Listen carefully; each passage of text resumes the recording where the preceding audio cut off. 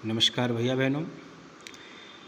पिछली वीडियो में हमने शुरुआत में मंगलाचरणम के 2 श्लोकों का अध्ययन किया था।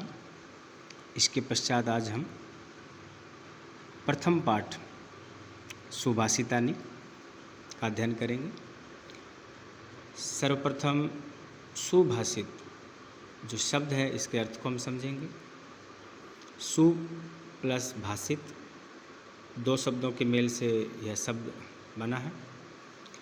सु का अर्थ है सुंदर, मधुर, और भाषित का अर्थ है वचन, अर्थात मधुर वचन जो सुनने में भी मधुर हों और कल्याणकारी हों। अब हम पहले श्लोक का वाचन करेंगे। एक श्लोक में आपको वाचन करके लय के अनुसार गाऊंगा। हमको पता चल जाएगा कि पद्य भाग को किस तरीके से गाया भी जा सकता है।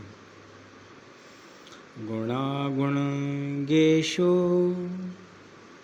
गुणा भवन्ति ते निर्गुणं प्राप्य भवन्ति दोषः सुस्वादुत्वयाः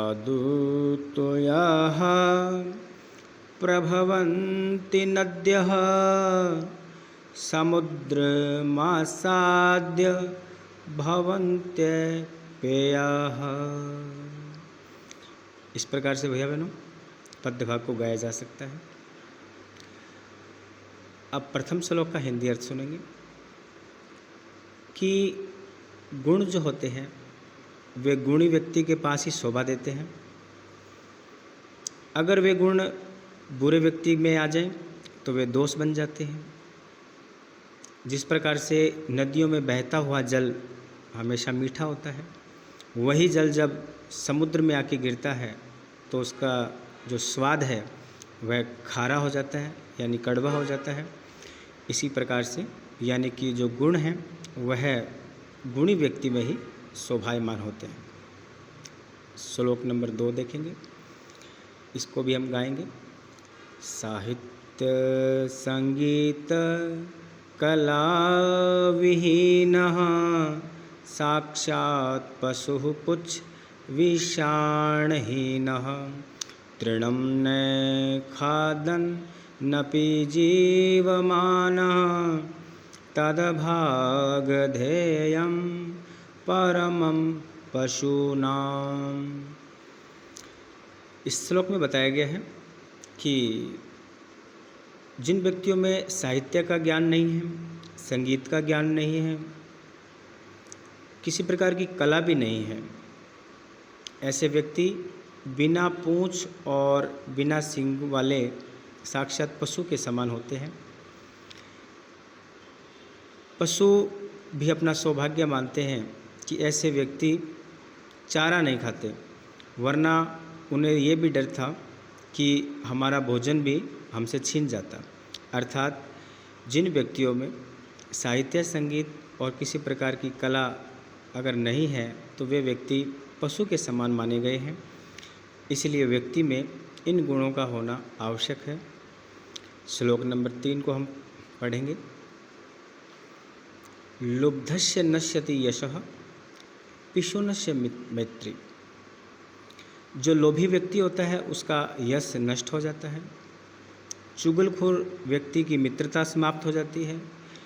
यहाँ पे पिशुन जो शब्द है, पिशुन का अर्थ है चुगलखोर, और लुब्ध का मतलब लोभी या लालची। लोभी व्यक्ति का यश खत्म हो जाता है, चुगलखोर व्यक्ति की मित्रता समाप्त हो जाती है। नष्ट क्रिया से कुलम अर्थ धर्म। क्रियाहीन व्यक्ति का कुल समाप्त हो जाता है। अर्थ पर पराये धन पे बुरी नज़र रखने वाले का धर्म समाप्त हो जाता है। व्यसनी बुरी आदतों वाला व्यक्ति का विद्या का फल प्राप्त हो जाता है, उसकी विद्या काम नहीं आती। कृपण कंजूस व्यक्ति की सौख्यम सुख समाप्त हो जाता है, और भोगी विलासी जो राजा होता है उसका राज्य उसे छीन जाता है। इसलिए इन अवगुणों से हमेशा दूर रहना ही चाहिए। श्लोक नंबर 4 का अध्ययन करेंगे। पीत्वा रसम तु कटुकम मधुरम समानम माधुर्यमेव जनयन्म मधुमाक्षी कासो। मधुमक्खियाँ जिस प्रकार से कष्ट सहन करके मीठे रस का निर्माण करती है, संत जन का स्वभाव भी उसी तरह होता है। स्वयं दुख पा करके और मधुर सुक्तियों का निर्माण करते हैं। मधुर सुक्तियाँ यानी श्रेष्ठ कल्याणकारी शास्त्रों का निर्माण करते हैं, जिससे सबका कल्याण होता है। श्लोक नंबर 5 का अध्ययन करेंगे। महताम प्रकृति, सज्जन व्यक्तियों की जो प्रकृति है, महान व्यक्तियों की प्रकृति, वह जिस प्रकार से 9 का अंक होता है, लाकृति में 9 का अंक उसके समान होती है। अब 9 का पहाड़ा, भैया बहनों आप देखिएगा, 9 का पहाड़ा आप जब पढ़ोगे तो उसमें जो भी संख्या आएगी उसका योग करोगे तो 9 ही आएगा।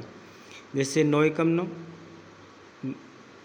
ऐसे ही आप देखेंगे तो 9 दूनी 18, 18 को जब जोड़ोगे तो 8 और 1 9, 9 तिये 27 को जब जोड़ोगे 7 और 2 9, 9 अपना स्वभाव नहीं छोड़ रहा है। उसी प्रकार से संत व्यक्ति भी अपना स्वभाव छोड़ते नहीं, कैसी भी परिस्थिति आ जाए। स्त्रिय रोचाय माने सर्व तद रोचते कुलम, तस्याम त्वरोच मानायम सर्वमेव न रोचते। जहाँ पे स्त्रियों का सम्मान होता है वहाँ पे कुल का विकास होता है, और जहाँ पे स्त्रियों का अपमान होता है वहाँ पे फिर सभी लोगों का ही अपमान हो जाता है। इसलिए स्त्रियों का हमेशा ही सम्मान करना ही चाहिए। प्यारे भैया बहनों, इन 6 श्लोकों का हमने अध्ययन किया है हिंदी अनुवाद के साथ। आप इसका हिंदी अनुवाद अपनी कॉपी में लिखेंगे और इन्हें याद करेंगे। आज का गृह कार्य में बस इतना ही। अगली वीडियो के अंदर हम इसी पाठ के प्रश्नोत्तर आपको करवाएंगे। शब्दार्थ आप कॉपी में स्वयं लिख लेंगे। वंदे मातरम।